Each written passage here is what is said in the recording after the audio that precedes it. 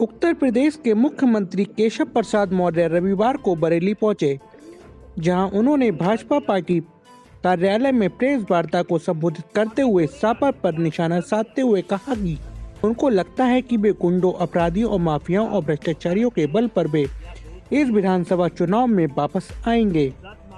बरेली से अवधेश शर्मा की रिपोर्ट। बरेली रूबरू।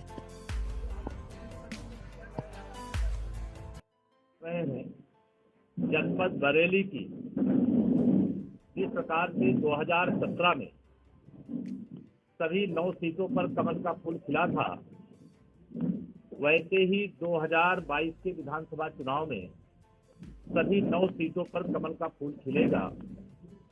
और अगर मैं प्रदेश की बात करूं तो प्रदेश में जिस प्रकार से हम 2017 में 300 से अधिक सीटें जीत करके सरकार बनाए थे, उसी प्रकार से 300 से अधिक सीटें जीत करके 2022 में ही भी 10 मार्च को वोटों की गिनती के पश्चात भारतीय जनता पार्टी की ही सरकार बनेगी। जनता का समर्थन भारतीय जनता पार्टी के साथ है। केंद्र में माननीय प्रधानमंत्री श्री नरेंद्र मोदी जी के नेतृत्व वाली सरकार के माध्यम से, प्रदेश में आदरणीय योगी आदित्यनाथ जी के नेतृत्व वाली सरकार के माध्यम से, अर्थात डबल इंजन की सरकार, हमने उत्तर प्रदेश के सर्वांगीण विकास का जो रोड मैप तैयार किया था, तमाम विपरीत परिस्थितियों के बाद भी, कोरोना के संक्रमण के बाद भी, हम लोगों ने उत्तर प्रदेश को विकास के एक तरह से शिखर की ओर पहुंचाने में सफलता प्राप्त की है। भारतीय जनता पार्टी के विरोध में लड़ने वाले, चाहे सपा गठबंधन के लोग हों, चाहे बहुजन समाज पार्टी के लोग हों, चाहे कांग्रेस पार्टी के लोग हों, चाहे अन्य कोई, उनको यह पता है कि सारे विरोधी मिलकर के 2014, 2017, 2019 3 चुनावों में कोई अंदर एक था, कोई बाहर से एक था, लेकिन भारतीय जनता पार्टी की विजय यात्रा को नहीं रोक पाए। समाजवादी पार्टी गठबंधन के मुखिया श्री अखिलेश यादव जी मुंगेरी लाल के हसीन सपने देखते हैं। उनको लगता है कि गुंडों, अपराधियों, माफियाओं, दंगाइयों, भ्रष्टाचारियों के बल पर वह चुनाव में वापस आएंगे। उनके बयान को देखता हूं, मैं भी आज भी देखा मैंने कि अगर अब हम आएंगे तो अब हम गुंडाई नहीं करेंगे, हम दंगे नहीं करेंगे, हम अपराध नहीं करेंगे, हम जमीनों पर कब्जा नहीं करेंगे। लेकिन समाजवादी पार्टी, उसके गठबंधन का चरित्र जो रहा है, वह चरित्र कभी बदल नहीं सकता। उत्तर प्रदेश में भारतीय जनता पार्टी की लहर चल रही है, तो पत्रकार मित्र खोजते हैं, उसमें कोई सच्चाई नहीं। हम और योगी जी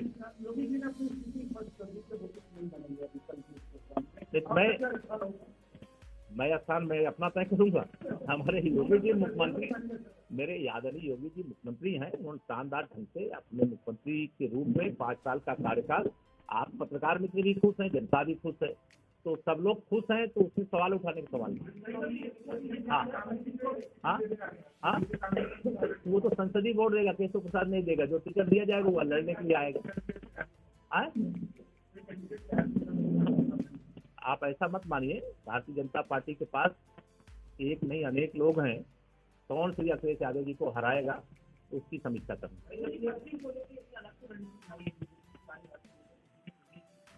अरे राष्ट्रीय नेता, प्रदेश नेता, राष्ट्रीय नेता और प्रादेशिक नेता तो भाजपा के पास है। सपा बसपा कांग्रेस के पास नहीं, तो क्या हम उनके पास भेजेंगे? क्या भारतीय जनता पार्टी के पास जो हमारा नेतृत्व है, हम सामूहिक रूप से लड़ करके और प्रदेश के हित में, देश के हित में इस चुनाव को लड़ रहे हैं और इस चुनाव को निश्चित तौर से जीतने जा रहे हैं। 300 पार मैंने पहले ही बताया, फिर एक बार 300 पार जन जन की है यही पुकार।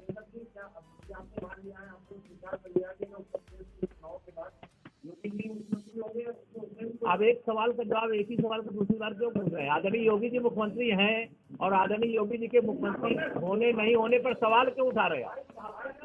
अभी तो आप ये समझिए, उत्तर प्रदेश में 300 से ज्यादा सीटें जीतने जा रहे हैं। आप सबके भी वोट मैं जानता हूं आप कमल के फूल पे ही देने वाले हो, क्योंकि आपकी सुरक्षा की गारंटी भी भाजपा। हाँ,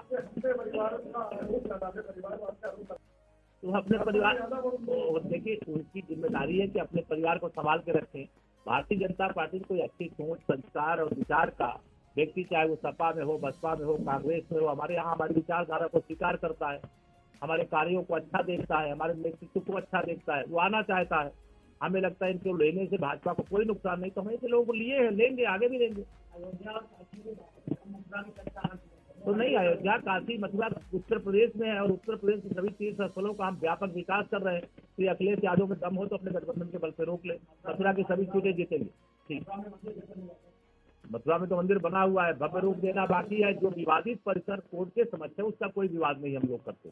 जो बाबा विश्वनाथ जी का धाम भी काशी में बनकर के तैयार हुआ है, विवादित परिसर को छोड़ करके, बाकी विकास करना हमारी जिम्मेदारी है, हमारा कर्तव्य है, वो हम निभा रहे हैं और निभाएंगे।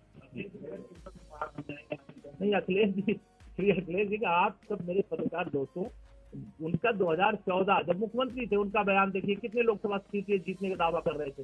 2017 में जब मुख्यमंत्री कितनी जीतने का दावा कर रहे थे। जब कोई नहीं रास्ता निकला तो सांपनाथ, नागनाथ, नेवलानाथ, 2019 में सब एक हो गए, सपा, बसपा, कांग्रेस लोग सब एक हो गए। रोक पाए क्या बीजेपी को?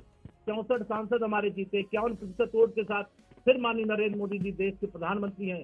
रामलला का भव्य मंदिर बन रहा है, धारा 370 खत्म हो गई है, देश विकास के पथ पर आगे बढ़ रहा है।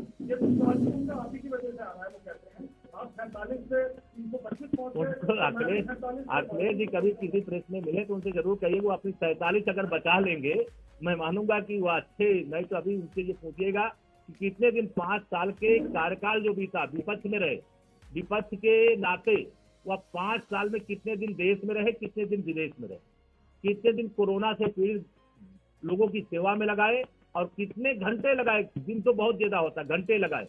जिस दिन से चुनाव हुआ उस दिन से आप अखिलेश जी को देख रहे हो, दिखा रहे हो। जिस दिन से चुनाव गा रहे हैं, बहन मायावती जी की प्रेस आप लेकर के उसको छाप रहे हो, दिखा रहे हो। ये सब चुनावी बरसाती लोग हैं और इन लोगों का जनता की सेवा से कोई मतलब नहीं। सत्ता जाति, बिरादरी, धर्म के नाम पे प्राप्त करो और सत्ता प्राप्त करके लूटो, खसोटो और जनता को उसकी दुर्दशा में छोड़ दो। हम उससे बाहर लेकर आए। धन्यवाद।